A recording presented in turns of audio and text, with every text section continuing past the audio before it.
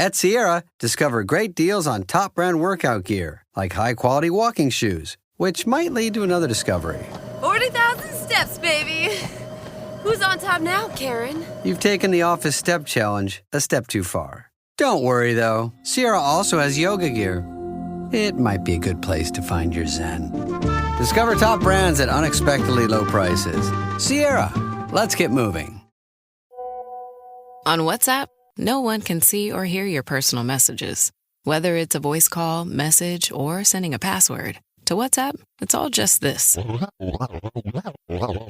So whether you're sharing the streaming password in the family chat or trading those late-night voice messages that could basically become a podcast, your personal messages stay between you, your friends, and your family. No one else. Not even us. WhatsApp. Message privately with everyone. This is Optimal Health Daily. Training versus Working Out by Sam Lynch of Fitnitiative.co.uk. And I'm your host and narrator, Dr. Neil. Hey there, happy middle of the week Wednesday, and welcome back to Optimal Health Daily, where I read some of the best health and fitness blogs to you, and always with a bit of my commentary at the end. Now it is Wednesday, which means it's the middle of the week, so we may need that little bit of inspiration to make it through these last couple of weekdays. So here we go. Quote, "When I dare to be powerful, to use my strength in the service of my vision, it becomes less and less important whether I am afraid." Audre Lorde. All right, now that we're in the right frame of mind, let's get right to today's article and start optimizing your life. Training versus Working Out by Sam Lynch of Fitnitiative.co.uk.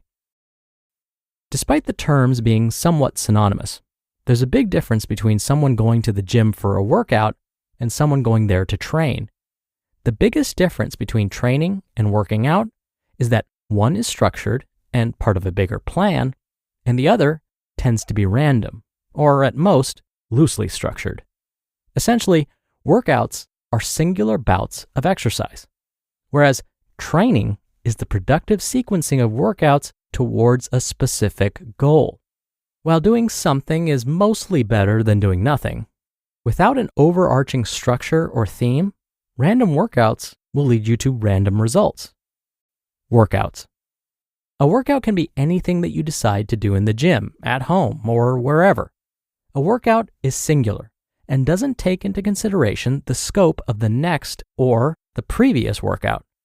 Typically random in nature, workouts with no overarching direction can leave you spinning on a hamster wheel as you try to achieve your goals. A good example of a workout is showing up to an exercise class and completing whatever the instructor has planned that day. Do random workouts have their place?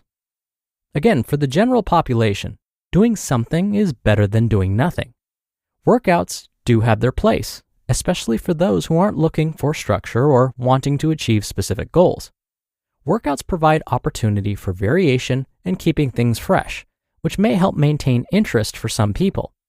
You can probably still achieve a wide variety of goals with random workouts, but without accounting for the variables that a training program provides, these results will often be random. It's like getting from point A to point B in the dark without guidance. You may well get there, but you won't know how.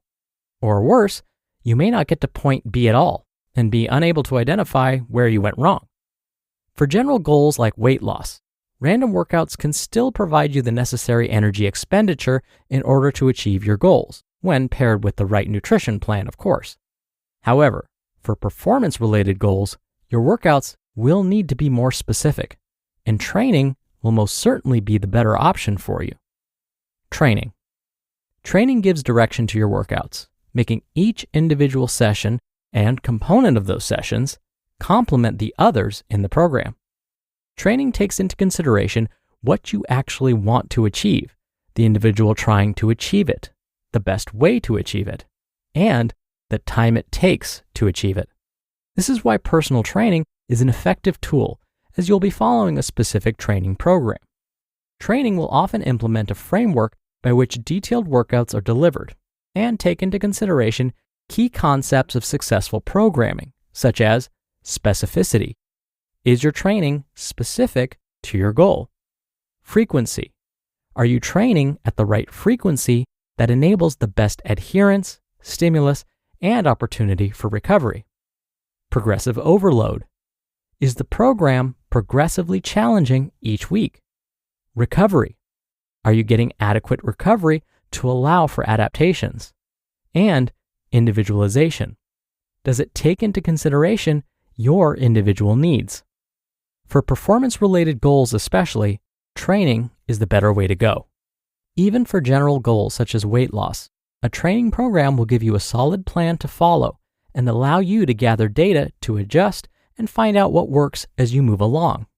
Now, depending on your goals and how important training is to you, like those that are competitive athletes, training is typically periodized into microcycles, mesocycles, and macrocycles. Now, these go beyond the scope of this article and deserve their own spotlight in a separate article. So I won't go into that here. But for the general population, I would suggest a progressive program of 6 to 8 weeks with a planned deload at the end, before tweaking, progressing, and moving forward into another 6 to 8 weeks. Signs you're working out and not training. You show up to the gym with no real plan. You don't track your workouts. You don't know why you're doing an exercise. You never adjust any training variables. You're simply not making progress. You're just copying other people in the gym. You only attend classes. And you do the same workout each time. How to move from working out to training. If your goal is to get a sweat on and just keep your body moving, then there's nothing wrong with working out. If, however, you do have a specific goal that you're serious about, then training is the way forward for you. Now, you can find a ton of training programs online for free that will give you more structure than your random workouts will.